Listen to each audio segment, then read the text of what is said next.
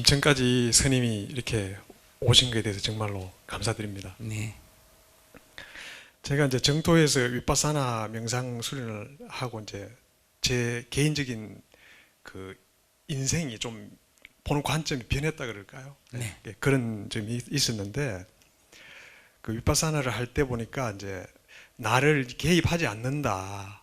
예, 나를 이제 그런 말씀도 있었고 또 부처님도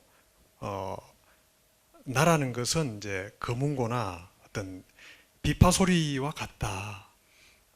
그러면서 이제 아상에 대한 말씀을 하셨고요. 네. 그런데 제가 이제 헷갈리는 것은 현실에 이제 현실의 나와 윗바사나를 통해서 느끼는 그 할 때하고 부처님 말씀하신 아상에 대한 그것이 이제 많이 헷갈립니다.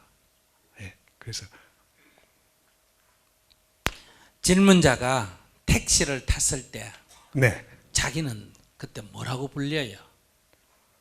승객이죠. 가게 갔을 때는 뭐라고 불려요? 손님입니다. 그러면 애 따라 학교 갔을 때는 뭐라고 불려요? 학부형입니다. 아내 만나면 뭐라고 불려요? 남편이죠. 그럼 부모 만나면 뭐라고 불려요? 자식입니다. 네. 절에 오면 뭐라고 불려요? 예, 신도, 신도라고 불리죠. 예. 이렇게 곳곳에 따라 자기가 늘 달리 불리지 않습니까? 그죠? 그렇습니다. 이 가운데 어떤 게 진짜 자기야? 다라고 할 수 있죠. 다라고. 때때로 갈 때마다 다르니까.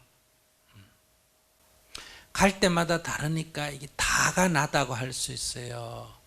그냥 갈 때마다 이래저래 불릴 뿐이기 때문에 그 어느 것도 나가 아니다고 할 수 있어요. 그렇게 들으니까 후자가 맞는 것 같습니다. 근데 우리는 그때 그 상황에서는 그것을 자기로 삼고 있잖아요. 네, 그렇습니다. 그건 착각이에요, 진실이에요? 착각입니다. 네. 그렇다면 자기가 지금 질문하는 거에 대해서 어느 정도 유추가 안 돼요.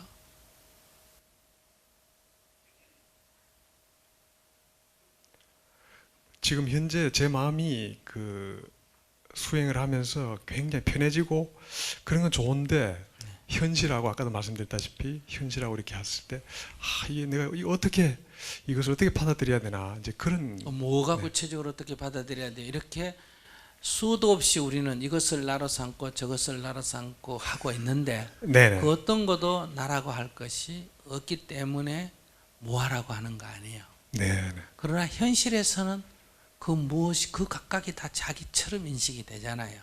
네. 현실에서는 내가 있는 것 같지만은 자세히 보면 그건 착각이지. 그건 뭉게구름이 하늘에서 토끼 모양 됐다가 뱀 모양이 됐다가 코끼리 모양이 됐다. 그럼 우리가 뱀이다, 코끼리다, 뭐 호랑이다 이러지만은 거기에는 뱀도 없고 코끼리도 없고 호랑이도 없는 것처럼 인연을 따라서 이리저리 불릴 뿐이지 거기에는 아들이라고 하는 특징도 없고 아버지라고 하는 특성도 없고 손님이라고 하는 특성도 없단 말이에요. 네네. 그런데 우리는 그런 착각을 하고 살지. 그러니까 자기가 말하는 현실이라는 건 착각 속의 현실이고 네네. 부처님 말하는 것은 그 착각에 깨어났을 때의 얘기니까 그러면 우리의 고뇌라는 것은 착각에서 생기는 거니까 착각에서 깨어나라고 얘기하는 거 아니에요. 네네. 착각에서 깨어나는 것은 내가 손님이라는 착각을 갖고 있을 때 손님이 너가 아니라는 걸 알므로 해서 꿈에서 깨는 거거든요. 만약에 내가 꿈에서 강도에게 쫓겨요. 네네. 강도에게 쫓기면 아무리 첫째는 도망을 가잖아, 그죠? 아무리 도망을 가도 따라온단 말이에요. 그러면 내가 피하는 방법은 뭐예요? 관세음보살한테 기도를 한단 말이에요. 저 강도로부터 나를 좀 숨겨주십시오. 그래 관세음보살이 나타나서 강도로부터 나를 숨겨줬다 이 말이에요. 그러면 강도는 나쁜 놈이고 관세음보살은 좋은 사람 아니에요, 그죠? 그러니까 꿈속에서는 나쁜 놈이 있고 좋은 사람이 있어요. 도망갈 일도 있고 숨을 곳도 있단 말이에요. 근데 이렇게 해서 도망을 가서 숨어서 해결을 했다. 하더라도 그건 해결이 사실은 아니에요. 완전한 해결은 뭐냐? 눈을 뜨는 거예요.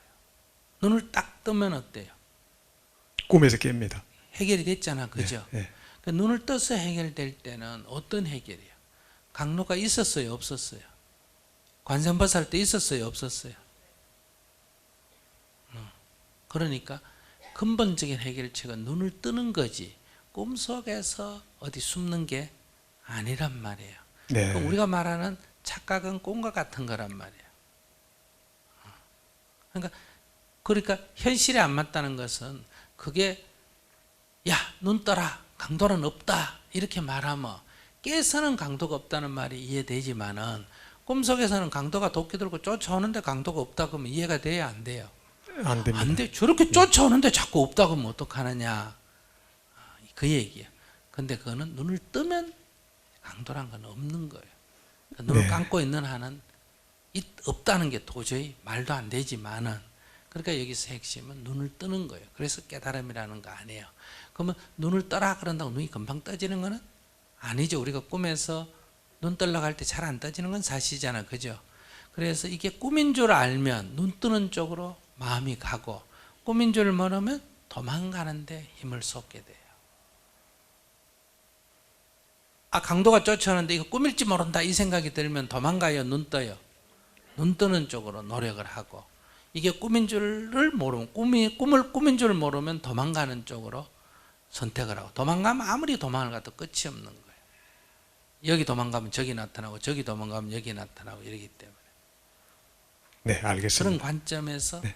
조금 더 살펴보시면 아마 좋을 거예요. 감사합니다. 네.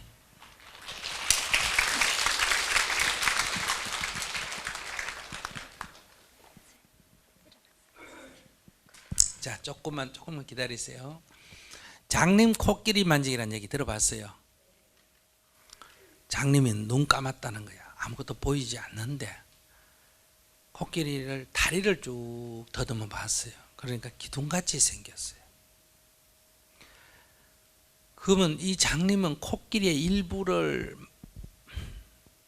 만져보고 있는 거예요. 코끼리 전혀 모르는 거예요. 코끼리 만져봤죠?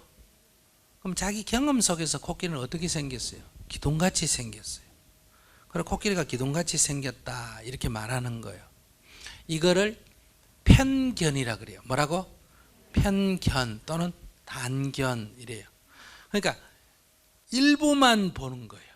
일부만 보고 한 면만 보고 그걸 가지고 전체다 이렇게 착각하는 거예요. 그럼 이 사람은 안 본 게 아니에요. 보기는 봤는데 일부만 본 거예요. 그래서 전체를 코끼리는 기둥같이 생겼다 그러면 전혀 안 맞아요. 이걸 갖다 무지라 그래요. 무지. 지혜가 없다. 무지. 무명. 밝음이 없다. 이런 얘기. 눈 감았다. 이런 얘기예요. 그런데 어떤 모양에는 이쪽 면만 볼 때 하고 저쪽 면도 같이 보면 이쪽 면만 봤을 때 하고 틀려요. 그러니까 이쪽 면만 볼 게 아니라 저쪽 면도 같이 본다. 앞면만 볼 게 아니라 뒷면도 같이 본다. 아래만 볼 게 아니라 위도 같이 본다. 이러면 전체를 본다. 이걸 전모를 본다. 이래요. 전모를 본다. 이거 통찰력이라 그래요. 이 통찰력을 지혜라 그래요. 지혜. 그럼 무지라는 것은 지혜가 없다 이 말이에요. 그러니까 우리도 다 눈 뜨고 보고 귀로 듣고 코로 냄새 맡고 혀로 맛보고 다 하는데 우리는 어떤 한쪽 면만 보고 있는 거예요. 그걸 가지고 전체라고 자꾸 주장을 하는 거예요. 그래서 무지다 이래요. 그러면 스님이 도와주는 거는 이렇게 하는 걸 저렇게 하라는 게 아니고 여러분들 하는 걸 잘못됐다는 것도 아니고 한쪽 면만 보고 있는데 저쪽 면도 봐라는 얘기예요. 그래서 내가 저쪽 면을 좀 보여주는 거예요. 이것도 보고 저것도 보는 거예요. 지난주에 제가 일요일날 청년들을 데리고 경주 역사 안내를 했어요. 근데 이렇게 우리가 야외에서 이런 뭐 김유선 장군 묘도 가고 태종무열왕릉 묘도 가고 거기에서 역사 강의 다 하고 이러려면 비가 오는 게 좋아요? 안 오는 게 좋아요? 안 오는 게 좋지. 근데 아침부터 비가 주룩주룩 계속 내리는 거예요. 그러니까 우리 마음에 싫잖아. 그래서 내가 학생들한테 얘기했어요. 비 오니까 어때? 싫지? 네, 그래. 근데 이 봄비를 좋아하는 사람이 있어요, 없어요? 누구요? 네? 농부들은 이 봄비는 황금이에요. 이거 다 물 뿌려가지고 농사 지으려면 돈이 어마어마하게 들 거 아니에요, 그죠? 근데 하늘에서 촉촉이 충분히 이렇게 내려주면 이거보다 더 좋은 일이 없단 말이에요. 그러니까 나 입장에서 볼 때는 잘못된 일이지만 농부에게서 볼 때는 좋은 일이에요. 그럼 우리가 농부 입장을 생각한다면 이거 싫어할 일이 아니다, 이런 얘기예요. 근데 농부는 비를 맞고도 일을 하지 않습니까? 그죠?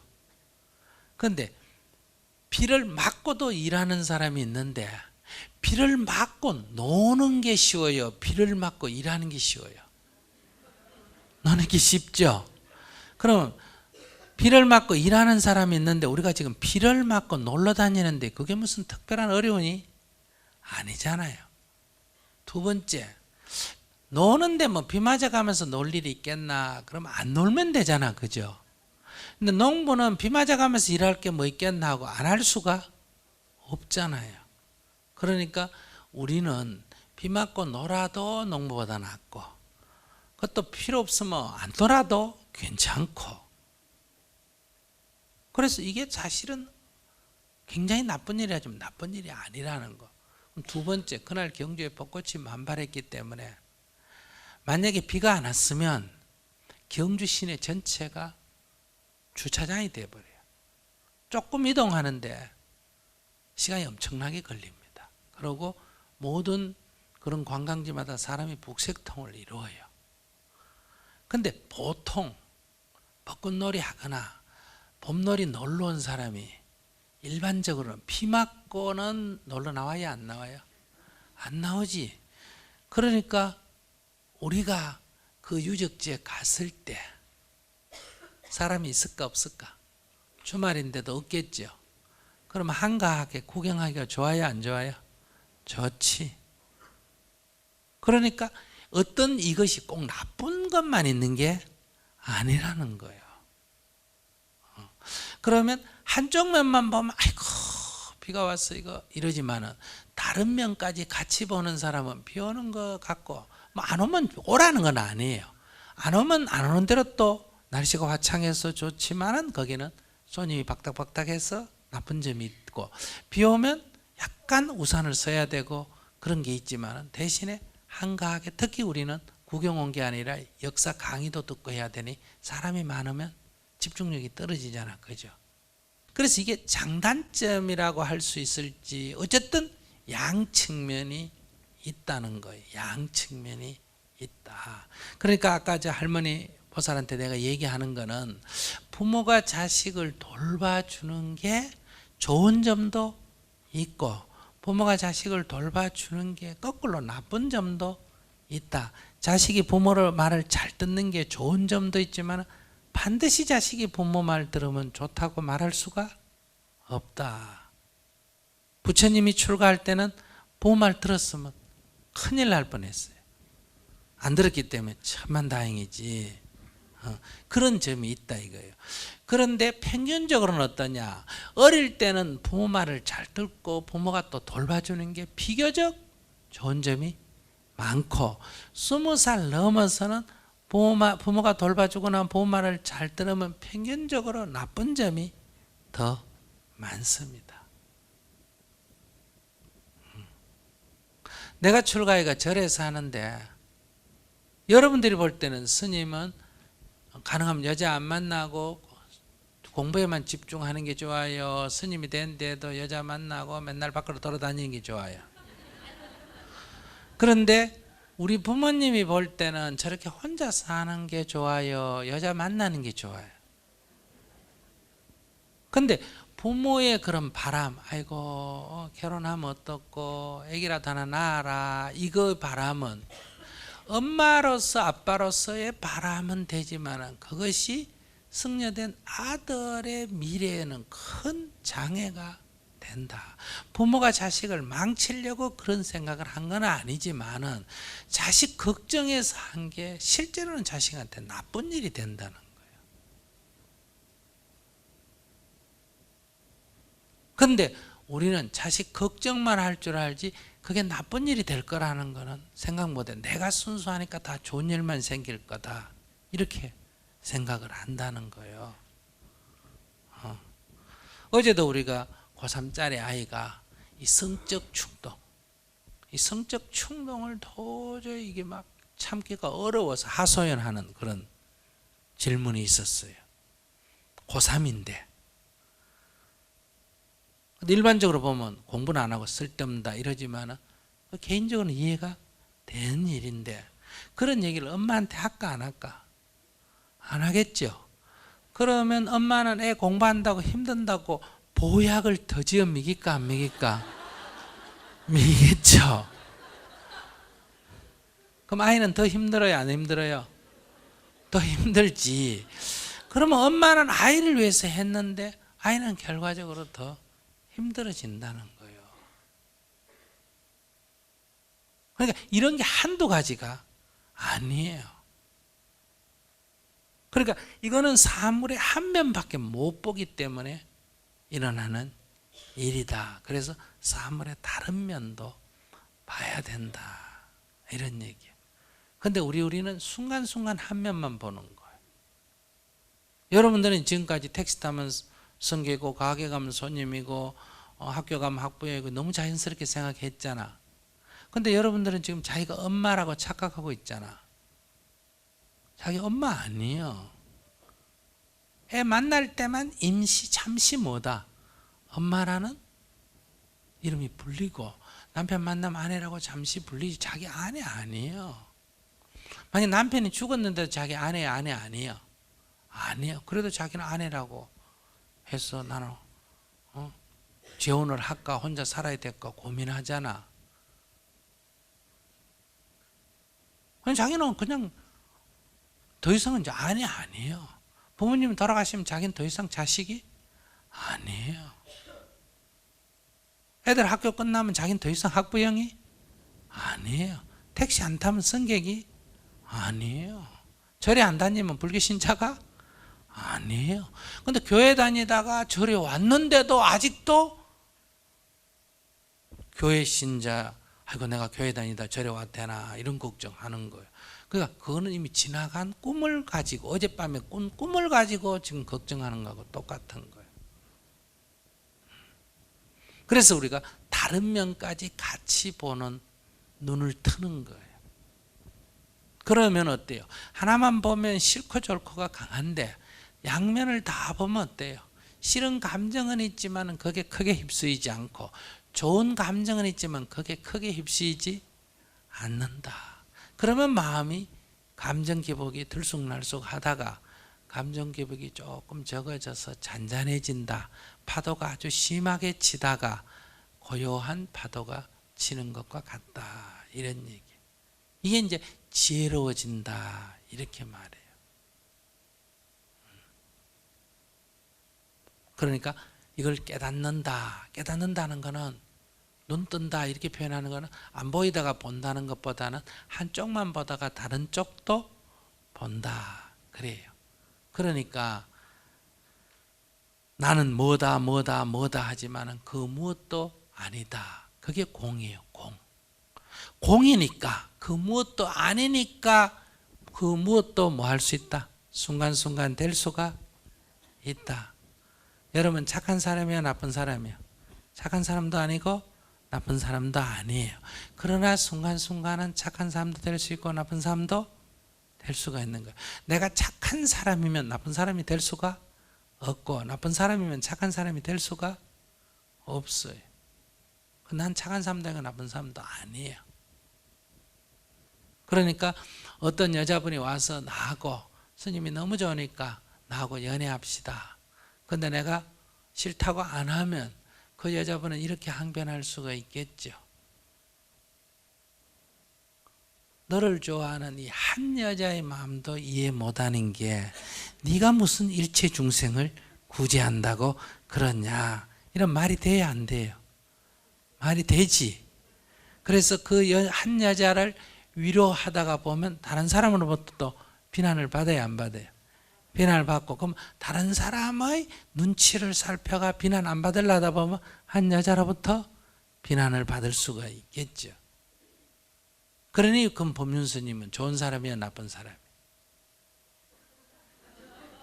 이 사람이 좋다 그러면 저 사람은 나쁘다 그러고, 저 사람이 좋다 그러면 이 사람은 나쁘다 그러고. 그래서 법륜 스님은 좋은 사람도 아니고 나쁜 사람도 아니에요. 그래서 공이라는 거예요. 그래서 이 사람이 볼 때는 좋게 느낄 때도 있고 저 사람이 볼 때는 나쁘게 느낄 때도 있다. 오늘 이 법회도 마찬가지예요. 그러니까 이런 인생 문제를 얘기하니까 참 종교 얘기도 안 하고 불교 얘기도 안 하고 쉽게 얘기해서 참 좋다. 이런 사람만 있는 게 아니에요. 또 어떤 사람은 어때요? 큰 스님 온다 그러니까 불교 부처님 법문 들어갔더니 법문은 안 하고 내 뭐 애가 떻고 뭐 그런 얘기만 하더라. 무슨 중이 무슨 속인도 아니고 그런 얘기만 하노. 이런 사람도 있을 수 있나 없나? 있어요. 저 노보살 중에 이제 틀림없이 나갈 때 그렇게 말하는 사람이 있습니다. 그 다음에 또 저 보살님은 우리 아가 취직할 수 있나 없나 그거 물었는데 그거는 얘기 안 하고 자꾸 뭐 신경 끄라는 소리만 하고, 모르면 모른다 그치 뭐 말이 많노 또 이렇게 얘기하고. 그러니까 이 중에 그럼 누구 말이 맞느냐? 없어요. 사람은 다 자기 생각대로 사는 거예요. 자기 생각대로. 그러니까 제가 여러분께 얘기해 주고 싶은 거는 부처님의 법은 이런 말 저런 말이 아니라 인간의 중생이란 건 다 지 생각대로 사는 거다. 아시겠습니까? 그렇기 때문에 칭찬해도 그 사람 지 기분이 좋다는 얘기고 비난을 해도 그 사람 지 기분이 나쁘다는 얘기지 실제로 나하고는 아무 관계가 없는 얘기예요. 인간 기분이라는 거는 좋으면 돈을 막 잃어버리고도 막 기분 좋아하고, 기분이 나쁠 때는 막 가다가 조금 넘어져도 막 돌로 발로 차고 신경질 내고 그런 거기 때문에 이제 이런 것들을 우리가 조금 더 이것만 보다가 저것도 보고 이렇게 폭넓게 자꾸 이렇게 보면 이제 우리의 마음이 이렇게 좀 더 고요해진다. 근심 걱정이 줄어든다. 그래서 없어져 간다. 그거를 열반이다, 해탈이다 이렇게 말하는 거예요. 그래서 우리가 여기서 즉문즉답이 아니에요. 인생에는 답이 없어요. 즉문즉설이라고 하는 것은 이렇게 우리가 이런 얘기를 하다 보면 이렇게만 볼 수 없고 저렇게도 볼 수 있네 이런 문제가 생기는 거예요. 그러니까 오늘 우리는 한 총각의 얘기를 들으면서 총각이 겪는 괴로움은 이제까지 주로 여자들 입장만 들어봤는데 남자들 얘기 들어보니까 남자들도 고민이 많아요 안 많아요? 봐라.